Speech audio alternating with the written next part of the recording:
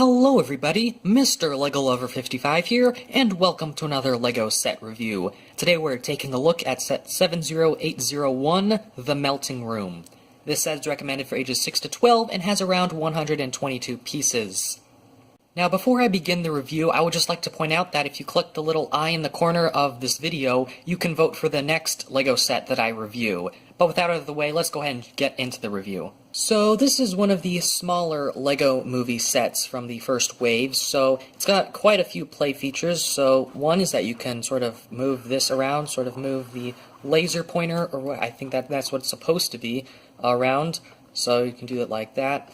It's just on a couple of Technic pieces, and this is just on a hinge, so you can move that around, move that like that, sort of tuck it in like that. So it's got a ton of posability options, so you can maybe do that. It's even got like a little lever there to sort of activate the laser pointer and try to melt the piece of resistance off of Emmett's back.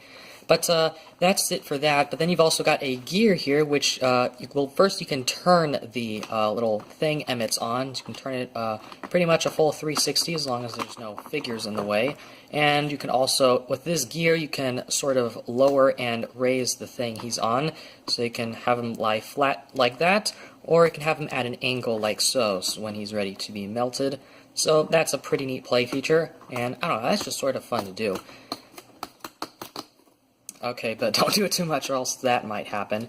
But, yeah, you can see Emmett's also here in chains. You can just take those out and take the chains off of him if you want to break him out. And you can just simply slide him in there and put the chains back on to put him back in. But that's it. That's pretty much all there is for play features. But just going over other things, little details. We've got this little rack of different accessories here. So here we have an axe and also a pair of handcuffs, and I believe this would be like the axe Wildstyle uses to cut Emmett out of the chains, so like that.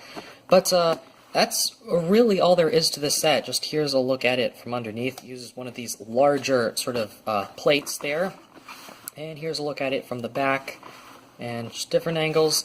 And that's really all there is to the set. It's a very small set, and there isn't a whole lot. So let's go ahead and take a look at the minifigures. So first up here is Emmett, and I'm not going to really take a whole lot of time on him because he's a very common figure, and I've gone over him before. But there's a look at one of his face prints, and if we turn him around, here's a look at his alternate face prints there. Okay, that was not supposed to happen.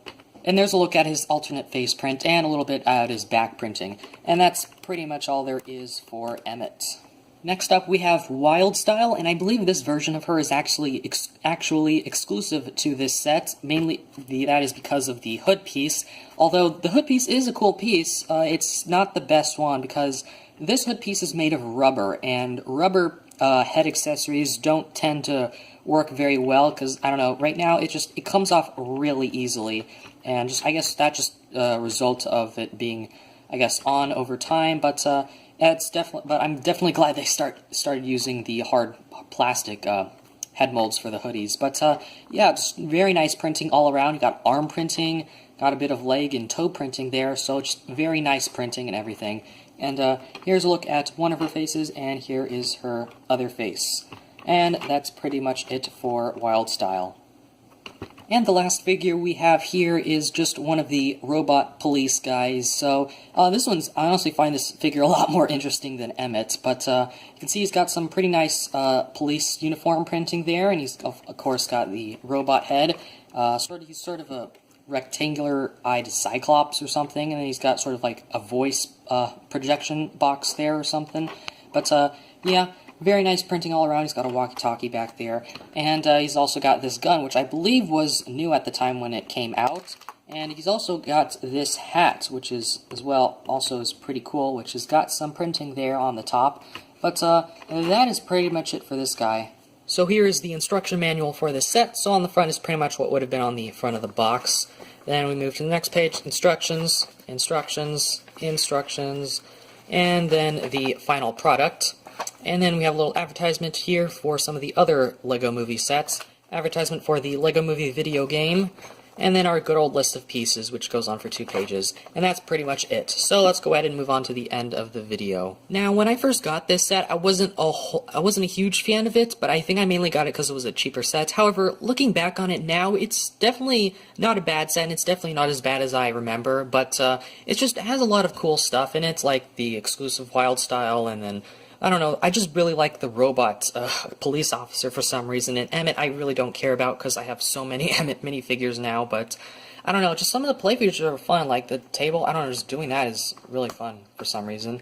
And then, I don't know, I think one disappointment I do have is with the laser pointer, because this looks nothing like a laser pointer. They definitely did a better job with the laser pointer in one of the Green Ninja Mech Dragon set from the Ninjago movie, but yeah, I think this is definitely a pretty neat set for what it is, and it was only $10, so it was also a fairly good deal. But anyways, I think that's really all I have to say about this set, so I hope you guys enjoyed this video. Thank you for watching, and keep building!